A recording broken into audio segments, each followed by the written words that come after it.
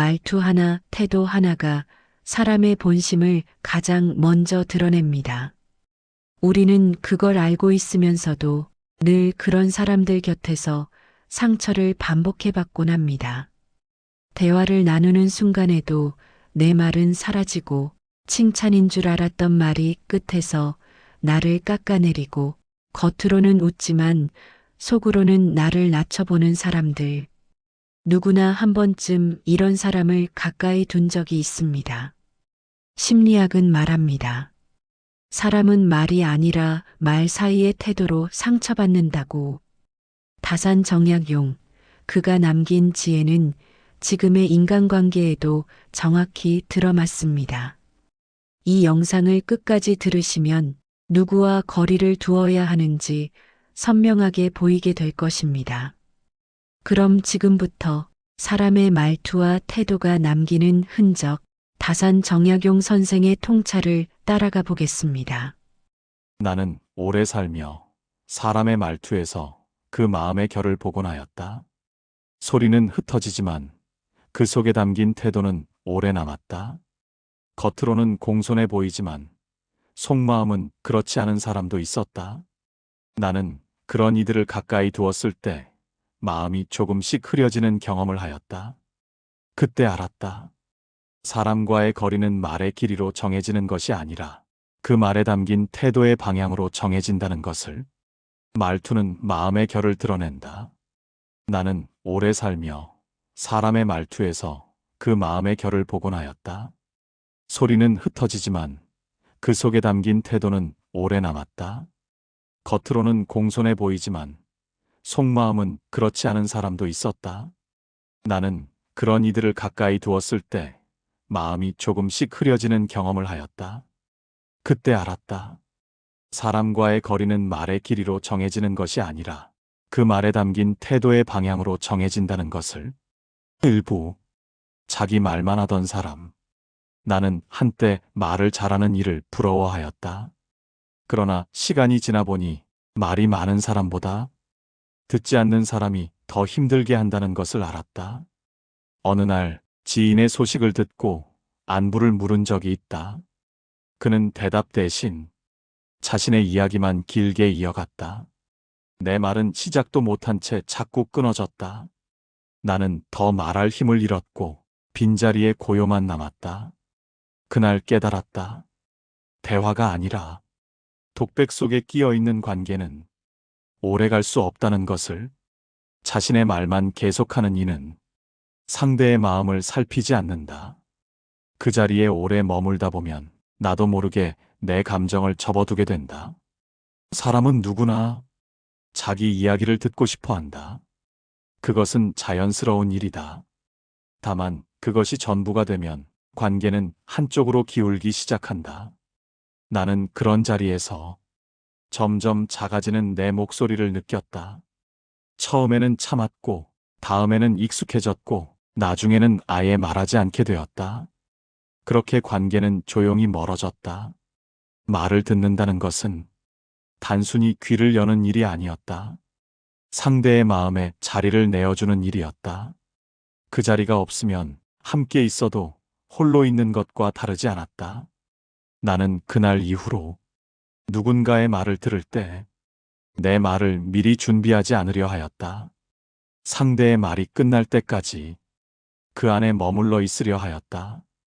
그것이 작은 배려였으나 관계를 지키는 가장 단단한 방법이라고 생각하였다. 듣지 않는 사람 곁에서는 결국 말하지 않는 사람이 된다. 그리고 그렇게 관계는 서서히 식어갔다. 2부, 은근히 깔보는 태도, 말보다 더 큰 침묵의 상처. 나는 사람의 눈빛에서 마음의 높낮이를 종종 보았다. 존중의 마음을 가진 이는 눈을 맞추었고, 스스로를 높이는 이는 시선을 위에서 아래로 떨어뜨렸다. 어느 모임에서였다. 나는 어떤 일을 설명하고 있었는데 한 사람이 미세한 웃음을 흘렸다. 말을 끊지도 않았고 거칠게 부정한 것도 아니었다. 다만 입꼬리를 조금 올렸을 뿐이었다. 그 작은 움직임이 나를 오래 머물게 하였다. 그 속에 담긴 얕봄이 분명했기 때문이다. 사람을 해치는 것은 큰 말이 아니라는 것을 알았다. 작은 무시가 쌓여 만든 마음의 흠집이 더 깊고 오래 남았다. 말로 하지 않아도 태도는 말보다 더 많은 것을 전하였다. 시선 하나, 웃음 하나, 고개를 돌리는 작은 몸짓 하나가 상대의 마음을 어디에 두고 있는지 또렷이 드러냈다. 나는 그런 자리에서 말을 이어가기가 어려웠다. 내가 하는 말이 가볍게 여겨진다는 느낌이 들면 더 이상 말을 하고 싶지 않았다. 무시는 소리 없이 다가온다. 그것은 폭력처럼 크지 않지만 조용히 사람의 마음을 갉아먹었다. 나는 이런 태도를 가진 이를 오래 곁에 둘 수 없었다. 함께 있어도 나 자신이 작아지는 느낌을 지울 수 없었기 때문이다. 존중은 거창한 말이 아니었다. 상대의 말에 귀 기울이고 눈을 마주하고 그 사람이 있는 자리를 소중히 여기는 것이었다. 그것이 없으면 아무리 함께 있어도 서로는 멀었다. 나는 그날 이후로 누군가를 대할 때 내 태도를 먼저 돌아보게 되었다. 내가 혹시 누군가를 낮게 보고 있지는 않은지, 내 시선이 상대를 불편하게 하지는 않는지 살피게 되었다. 말은 바꿀 수 있어도 태도는 쉽게 감춰지지 않았다. 그것은 마음 깊은 곳에서 나오는 것이기에 진심이 아니면 금방 드러났다. 은근한 무시는 관계를 천천히 무너뜨렸다. 그리고 그것이 쌓이면 다시 돌이킬 수 없는 거리가 되었다. 3부. 칭찬하는 척 깎아내린 사람. 나는 겉과 속이 다른 말이 가장 어렵다고 느꼈다. 부드럽게 들리지만 마음속에서는 매듭을 만든다. 어느 이가 이런 말을 한 적이 있다. 요즘 많이 좋아졌습니다. 예전엔 좀 허술했지요. 나는 그의 말을 고지고대로 받아들이기 어려웠다. 윗부분은 칭찬처럼 들렸으나 끝에 남은 말은 나를 낮추려는 듯하였다. 말의 표면은 따뜻했지만 속은 차갑게 비었다. 그날 나는 스스로에게 물었다. 이런 사람을 곁에 두었을 때 과연 내 마음은 편안할 수 있을까? 답은 오래 걸리지 않았다. 사람의 말에는 두 가지 층이 있다는 것을 알았다. 하나는 드러난 말이고 다른 하나는 숨겨진 뜻이었다. 칭찬의 형식을 빌렸으나 그 안에 비교와 평가가 담겨 있으면 그것은 더 이상 칭찬이 아니었다. 오히려 상대를 낮추는 교묘한 방식이었다. 나는 그런 말을 들을 때마다 묘한 불편함을 느꼈다. 고맙다고 해야 할지, 섭섭하다고 말해야 할지, 갈피를 잡을 수 없었다. 말은 분명 좋은 것 같은데 마음은 자꾸 무거워졌다. 이런 말을 하는 이는 자신이 상대를 깎아내렸다는 것을 잘 인지하지 못하였다. 혹은 알면서도 그렇게 말하는 것이었다. 어느 쪽이든 그 말은 관계를 편안하게 하지 못했다. 나는 이런 경험을 하고 나서 말의 끝을 더욱 조심하게 되었다. 칭찬을 한다면 그것만으로 충분하였다. 굳이 과거를 들추어 비교할 필요가 없었다. 잘하셨습니다. 그것으로 족하였다. 예전보다라는 말을 덧붙이는 순간 칭찬은 평가가 되었고 격려는 비교가 되었다. 나는 그런 말을 듣고 나면 다음에 그 사람 앞에서 무언가를 보여주고 싶지 않았다. 또 어떤 말로 나를 가늠할지 알 수 없었기 때문이다. 진심은 단순하였다. 복잡하게 꾸며지지 않았고 앞뒤가 다르지 않았다. 그런 말을 건네는 이 곁에서는 마음이 편안하였다. 하지만 두 겹의 말을 하는 이 곁에서는 늘 조심하게 되었고 결국 멀어지게 되었다. 칭찬은 순수할 때 비로소 힘이 있었다. 그 안에 다른 의도가 섞이면 오히려 관계를 흐리게 만들었다. 4부. 대화를 끊던 사람, 흐름이 사라진 자리. 나는 누군가의 말을 끝까지 듣는 일이 작은 배려 같지만 큰 신뢰를 만든다고 생각하였다. 그러나 어떤 이는 대화를 듣는 듯 하다가 곧바로 자기 생각을 잘라 넣었다. 내가 말하던 흐름은 여러 번 끊겼고 나는 더 말하지 않는 편이 나을 것 같다는 생각을 하였다. 작은 끊김이 반복되면 상대의 감정도 끊기게 마련이었다. 말을 끊는다는 것은 단순히 말의 순서를 바꾸는 일이 아니었다. 상대의 생각이 아직 정리되지 않은 채로 멈추게 하는 일이었다. 그 순간 말하던 이는 자신의 말이 중요하지 않다고 느끼게 되었다. 나는 그런 자리에서 점점 입을 다물게 되었다. 어차피 끝까지 말할 수 없다면 시작하지 않는 편이 나았다. 대화는 물과 같아서 흐름이 끊기면 다시 이어가기 어려웠다. 한 번 막히면 그 자리에 어색함이 남았고 다음 말을 꺼내기가 더욱 조심스러워졌다. 나는 이런 사람과 대화할 때마다 무언가를 잃는 느낌을 받았다. 내 생각을 온전히 전하지 못하고 중간에 잘린 채로 끝나는 일이 반복되었다. 그러다 보면 더 이상 말하고 싶지 않았다. 말을 끊는 이는 자신이 급하다고 생각하였다.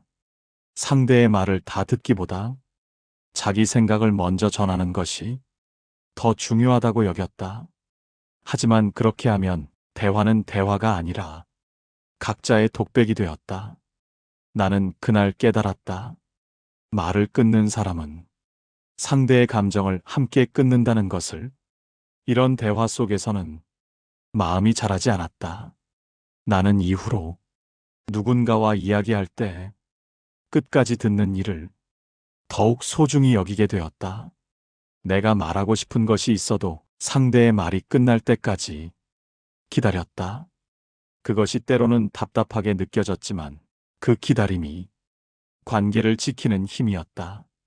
말을 듣는다는 것은 귀를 여는 일만이 아니었다. 상대의 속도에 맞추고 그 안에서 함께 머무는 일이었다. 그런 자리에서만 진짜 대화가 시작되었다. 말을 끊는 이 곁에서는 결국 말을 잃게 되었다. 그리고 그렇게 관계도 조용히 멀어졌다. 대화의 흐름을 지킨다는 것은 결국 관계의 흐름을 지키는 일이었다. 오부, 충고를 가장에 간섭하던 사람 도움의 이름을 빌린 통제. 나는 충고란 부탁을 받았을 때만 의미가 생긴다고 생각하였다. 그러나 어떤 이는 조용히 간섭을 충고로 포장하였다. 내가 아직 결정하지 않은 일을 두고 그건 이렇게 해야 합니다. 그는 자주 말했다. 나는 그의 말 속에서 우월함을 느꼈다. 그 순간 깨달았다. 충고가 지나치면 마음에서 자율의 공간이 사라진다는 것을. 관계는 도움으로 가까워지지만 간섭으로 쉽게 멀어진다. 충고와 간섭은 겉으로 보기에 비슷하였다. 둘 다 상대를 위한다는 말로 시작하였다. 하지만 그 뿌리는 달랐다. 충고는 상대의 선택을 존중하고 간섭은 상대의 선택을 믿지 않았다. 충고는 제안이었고 간섭은 지시였다. 나는 누군가 내 일에 대해 묻지도 않았는데 자신의 방식을 강요할 때 그것이 아무리 좋은 뜻이라 해도 받아들이기 어려웠다. 내 삶의 방향은 내가 정해야 했기 때문이다. 그런 말을 자주 듣다 보면 나는 점점 내 판단을 의심하게 되었다. 내가 잘못 생각하는 건가? 내 선택이 틀린 건가? 그렇게 자신감이 흔들렸다. 그리고 그 자리에는 의존과 불안이 자리 잡았다. 나는 이런 사람 곁에서 스스로 결정하는 힘을 잃어갔다. 충고를 가장한 간섭은 조용히 사람의 자율성을 무너뜨렸다. 나는 이후로 누군가에게 조언을 할 때 먼저 물어보게 되었다. 듣고 싶으신가요? 그리고 상대가 원하지 않으면 입을 다물었다. 내 생각이 옳다고 해서 그것을 상대에게 강요할 이유는 없었다. 각자의 삶은 각자의 속도로 흘러갔다. 내가 옳다고 여기는 길이 상대에게도 옳은 것은 아니었다. 그것을 인정할 때 비로소 관계는 편안해졌다. 간섭은 통제의 다른 이름이었다. 그것은 상대를 위한 것이 아니라 결국 자신의 생각을 관철시키려는 욕구였다. 나는 그런 이 곁에서 점점 작아지고 목소리를 잃어갔다. 관계는 서로의 경계를 지킬 때 오래 지속되었다. 충고는 경계를 넘지 않았고 간섭은 경계를 무시하였다. 나는 이제 누군가 내 일에 대해 지나치게 많은 말을 할 때 조용히 선을 그었다. 이 일은 제가 결정하겠습니다. 그 말은 짧았지만 나를 지키기에 충분하였다. 도움은 부탁받았을 때 비로소 도움이 되었다. 그렇지 않으면 그것은 짐이 되었다. 6부 스스로를 피해자로 만들던 사람 감정으로 흐름을 움직이던 이들. 나는 누군가가 늘 억울함을 말할 때 그 마음이 모두 사실이라고 믿지 않았다. 그 바탕에는 상황을 다르게 바라보는 태도도 있었기 때문이다. 어느 날 한 사람은 작은 의견 차이를 두고도 나는 늘 당하기만 합니다. 라며 자신을 약한 쪽에 세웠다. 그 말은 조용히 책임을 나에게로 옮겼다. 그는 자신을 공정한 자리에 두지 않았고 이야기는 언제나 자신의 피해로 끝이 났다. 나는 오래 생각했다. 스스로를 피해자로 두는 사람은 결국 상대를 가해자로 만든다는 것을. 그런 자리에서는 마음이 가벼울 수 없었다. 피해자의 자리는 책임을 피하는 자리였다. 무엇이 잘못되었든 모든 것이 남의 탓이 되었다. 자신은 아무 잘못도 하지 않았고 다만 운이 나빴을 뿐이라고 말하였다. 나는 그런 말을 들을 때마다 답답함을 느꼈다. 문제를 해결하려 하기보다 피해를 호소하는 데만 집중하였기 때문이다.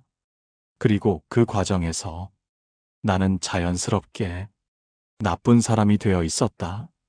아무 말도 하지 않았는데 그의 이야기 속에서 나는 그를 힘들게 한 사람이 되었다. 나는 그때 알았다. 피해를 말하는 이가 늘 진짜 피해자는 아니라는 것을. 때로는 그것이 상황을 자기 편으로 끌어오기 위한 방법일 수도 있었다. 이런 사람과 함께 있으면 늘 미안한 마음이 들었다. 내가 무언가 잘못한 것 같고 내가 더 배려하지 못한 것 같았다. 하지만 시간이 지나고 보니 그것은 내 잘못이 아니었다. 그는 스스로를 약한 자리에 두는 것이 익숙했고 그 자리에서 상대를 움직이려 하였다. 나는 이후로 누군가 자신의 피해만을 강조할 때 한 걸음 물러나 보게 되었다. 그 이야기 속에 나의 입장은 어디에 있는지, 그가 자신의 책임은 어떻게 보고 있는지를 살폈다. 진짜 어려움을 겪는 이는 자신의 고통을 과장하지 않았다. 담담히 말하였고 해결을 위해 애썼다. 하지만 스스로를 피해자로 두는 이는 늘 자신의 억울함만 키웠다. 그리고 그 무게는 결국 관계를 짓눌렀다. 나는 이런 사람 곁에서 나 자신을 잃어가는 것을 느꼈다. 내 감정보다 그의 감정을 먼저 살피게 되었고 내 목소리보다 그의 목소리가 더 크게 들렸다. 그렇게 관계는 균형을 잃었다. 피해자의 자리는 때로는 가장 강한 자리였다. 그곳에서 모든 것을 요구할 수 있었고 아무것도 책임지지 않아도 되었다. 나는 이제 그런 자리를 만드는 이와는 조용히 거리를 두었다. 7부 뒷담화를 즐기던 사람 등 뒤에서 바람이 불던 날. 나는 사람의 뒷말이 그 마음의 가장 낮은 곳에서 나온다고 보았다. 어떤 이는 내 앞에서는 웃었지만 다른 자리에서는 나를 다르게 말하였다. 그 사실을 알게 되었을 때 나는 입술보다 마음이 먼저 식었다. 뒤에서 시작된 말은 앞에서의 신뢰를 무너뜨렸다. 그 순간 깨달았다. 뒷담화는 말이 아니라 관계를 갈라놓는다는 것을. 그런 일을 가까이 두면 내 등 뒤에서도 바람이 불 것이라는 생각을 지울 수 없었다. 뒷말은 조용히 퍼졌다. 직접 듣지 않아도 언젠가는 귀에 닿았다. 누군가를 통해 전해지거나 우연히 알게 되거나 느낌으로 알아차렸다. 그 말을 듣는 순간 앞에서 나누었던 모든 대화가 거짓처럼 느껴졌다. 그 웃음이 진심이었을까? 그 친절이 진짜였을까? 신뢰는 한순간에 흔들렸다. 나는 뒷말을 하는 이를 보며 이런 생각을 하였다. 이 사람이 내 앞에서 다른 이의 뒷말을 한다면 내가 없는 자리에서는 나에 대해서도 그렇게 말할 것이라고. 뒷담화는 습관이었다. 한 사람에게 하면 다른 사람에게도 하였다. 그것은 특정한 누군가를 향한 것이 아니라 그 사람의 말하는 방식이었다. 나는 그런 자리에 함께 있을 때 불편함을 느꼈다. 나도 그 이야기에 동조하길 바라는 듯 했고, 거기에 응하지 않으면 분위기가 어색해졌다. 하지만 나는 그런 말에 끼어들고 싶지 않았다. 없는 사람의 이야기를 하는 것은 그 사람을 지키지 않는 일이었다. 나는 이후로 누군가 다른 이의 뒷말을 꺼낼 때 조용히 자리를 피하거나 말을 돌렸다. 그 사람도 나름의 사정이 있었겠지요. 그렇게 말하면 대부분은 더 이상 이어가지 않았다. 뒷담화는 그 자리에 없는 이를 해쳤지만 결국 그 말을 하는 이도 해쳤다. 신뢰를 잃었고 관계는 얕아졌다. 사람들은 알고 있었다. 저 사람이 누군가를 그렇게 말한다면 나도 언젠가 그렇게 말해질 것이라는 것을. 나는 뒷말을 듣고 나서 그 사람을 완전히 멀리하지는 않았다. 다만 깊이 가까워지지 않았다. 표면적인 인사는 나누되 내 속마음은 나누지 않았다. 그것이 나를 지키는 방법이었다. 뒷담화는 관계를 가볍게 만들었다. 진심을 나눌 수 없었고 믿음을 쌓을 수 없었다. 앞에서 웃어도 뒤에서 어떤 말이 나올지 알 수 없었기 때문이다. 나는 이제 누군가의 뒷말을 전해 들어도 그것을 그대로 믿지 않았다. 그 말 속에는 전하는 이의 감정도 섞여 있었고 상황도 왜곡되어 있을 수 있었기 때문이다. 다만 그런 말이 있었다는 것 자체가 나에게는 경계의 신호였다. 등 뒤에서 부는 바람은 차가웠다. 그 바람을 맞으며 관계를 이어가기는 어려웠다. 8부. 공감이 없던 사람 마음이 닿지 않던 순간 나는 인간관계에서 가장 필요한 것이 이해보다 먼저 공감이라고 생각하였다. 어떤 날 나는 복잡한 마음을 나누고자 하였다. 그러나 그 사람은 대답 대신 살다 보면 누구나 그런 일이 있습니다. 라고만 말했다. 그 말은 틀리지 않았으나 내 마음의 무게를 함께 들지 않았다. 나는 그 자리에서 홀로 남겨진 느낌을 받았다. 공감이 없으면 같은 곳에 있어도 서로 다른 곳에 서 있게 된다. 그날 이후 나는 마음이 닿지 않는 관계는 결국 멀어진다는 것을 알았다. 공감은 상대의 감정을 내 안에서 함께 느끼는 일이었다. 그것은 해결책을 주는 것이 아니라 그 마음에 함께 머무는 것이었다. 힘드시겠습니다. 그랬겠군요. 단 몇 마디였지만 그 말 속에 마음이 담기면 상대는 위로를 느꼈다. 하지만 공감 없이 조언만 하거나 비교만 하거나 가볍게 넘기면 마음은 더 무거워졌다. 나는 그런 자리에서 다시는 내 마음을 꺼내고 싶지 않았다. 어차피 이해받지 못할 것이라는 생각이 들었기 때문이다. 공감이 없는 사람은 상대의 감정을 가볍게 여겼다. 그 정도 일로 그러십니까? 다른 사람은 더 이런 말은 상대의 고통을 부정하는 것이었다. 누구에게나 각자의 무게가 있었다. 다른 사람에게는 가벼운 일이 나에게는 무거울 수 있었고 그것을 비교할 수는 없었다. 나는 이런 말을 듣고 나면 더 이상 아무 말도 하지 않았다.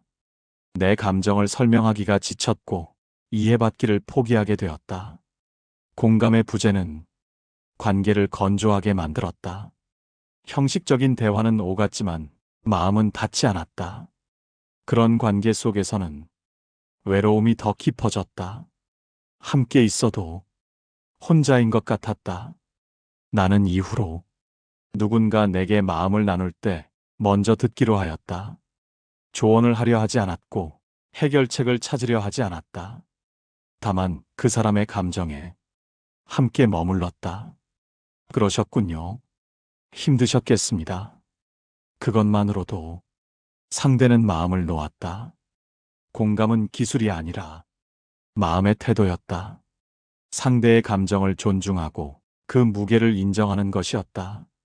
그것이 있을 때만 관계는 깊어졌다. 나는 공감 없는 사람 곁에서 점점 말을 줄이게 되었다. 내 이야기를 해봤자 받아들여지지 않을 것이라는 생각이 들었기 때문이다. 그렇게 관계는 표면만 남고 깊이는 사라졌다. 공감은 관계의 뿌리였다.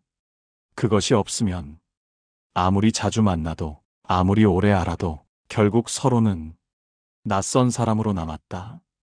마음이 닿지 않으면 관계는 이어질 수 없었다. 나는 이제 공감할 수 없는 이와는 깊이 가까워지지 않았다. 그것이 나를 지키고 내 마음을 보호하는 방법이었다.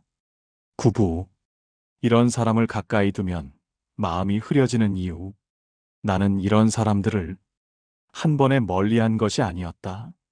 다만 시간이 지나면서 내 마음의 결이 조금씩 흐려지는 것을 느꼈다. 자존이 낮아지고 침묵이 많아지고 맨 처음에 나다운 모습이 희미해졌다. 그때 깨달았다. 사람의 마음은 작은 말투에도 흔들리고 태도에도 자주 상처받는다는 것을. 좋지 않은 말투는 삶의 방향을 조금씩 어둡게 만들었다. 처음에는 작은 불편함이었다. 이 사람은 내 말을 잘 듣지 않는구나. 조금 무시하는 것 같기도 하고 그렇게 생각하며 넘겼다. 하지만 그런 일이 반복되면 불편함은 상처가 되었다. 그리고 그 상처는 내 안에 조용히 쌓였다. 나는 그런 사람들 곁에서 점점 말을 줄이게 되었다. 어차피 들어주지 않을 것 같고 또 상처받을 것 같았기 때문이다. 그렇게 침묵이 늘어났다. 침묵은 편안함이 아니라 포기였다. 더 이상 내 마음을 전하지 않기로 한 조용한 결심이었다. 나는 그런 관계 속에서 나 자신을 잃어갔다. 내가 원래 어떤 사람이었는지, 무엇을 좋아했는지, 어떤 말투를 가졌는지 그런 것들이 흐릿해졌다. 대신 그들의 기준에 맞추고 그들의 눈치를 보고 그들이 원하는 모습이 되려 애썼다. 그러다 보니 나는 나를 잃었다. 사람은 환경에 영향을 받았다. 좋은 사람 곁에서는 좋은 마음이 자랐고 그렇지 않은 사람 곁에서는 마음이 움츠러들었다. 나는 이런 사람들 곁에 있을 때 내 안의 빛이 조금씩 어두워지는 것을 느꼈다. 자신감이 사라지고 의욕이 줄어들고 웃음이 적어졌다. 그것은 내 잘못이 아니었다.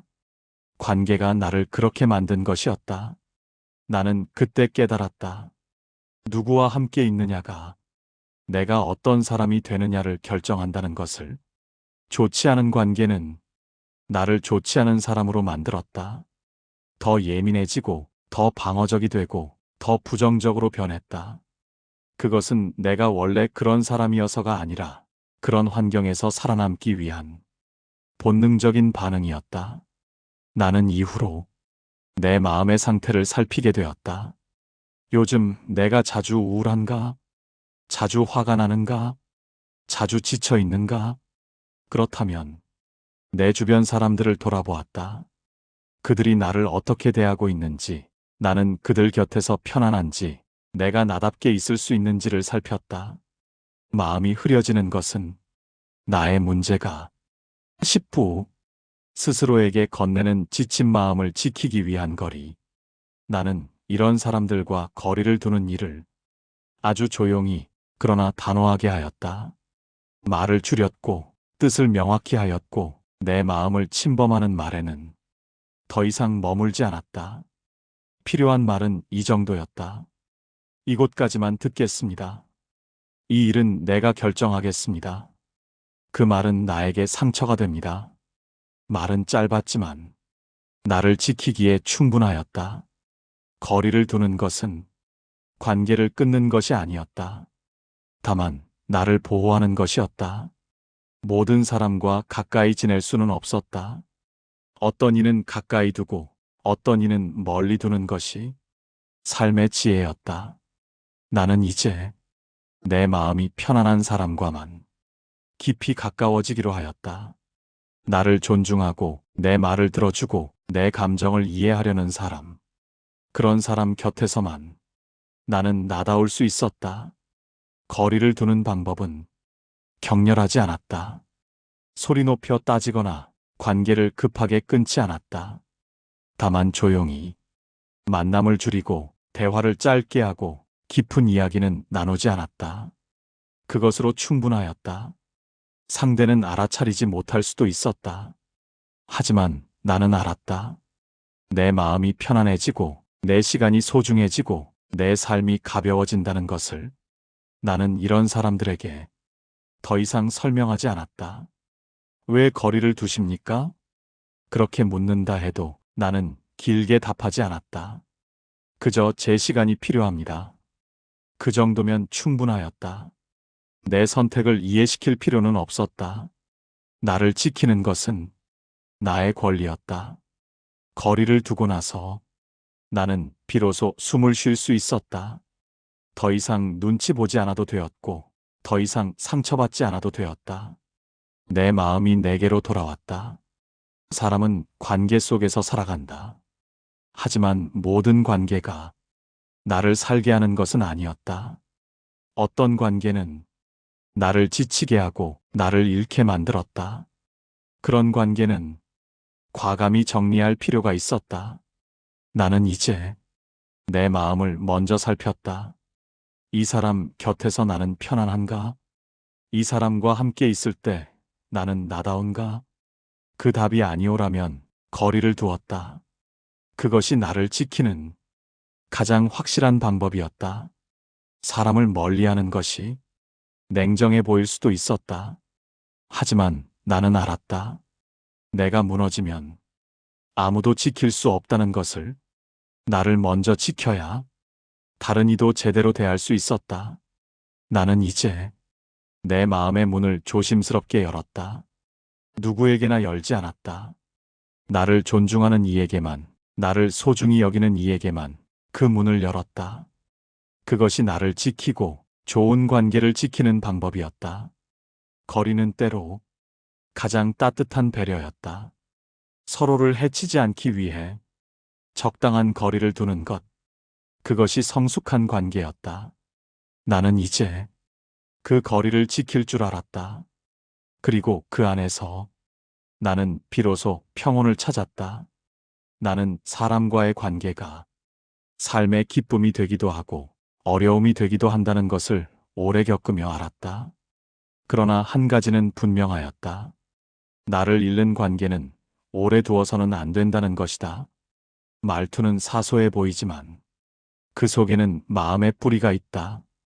상대의 말이 내 마음을 자꾸 어둡게 만든다면 나는 그 자리에서 천천히 걸어 나왔다. 나를 지키는 일은 큰 결심이 아니라 아주 작은 거리에서부터 시작되었다. 오늘 우리가 살펴본 말투와 태도들은 결국 하나의 결론으로 이어집니다. 말은 사라지지만 태도는 오래 남는다. 그리고 그 태도가 나를 계속 불편하게 한다면 그 관계는 더 이상 마음을 건강하게 해주지 않습니다. 가까이 둘 사람과 거리를 둘 사람, 그 구분이 결국 나를 지키는 힘이 됩니다. 당신의 마음이 조금 더 편안해지는 선택을 하시길 바랍니다. 오늘 내용이 도움이 되셨다면 구독과 좋아요, 알림 설정 부탁드립니다. 주변 분들에게도 유익한 내용 함께 공유해 주세요.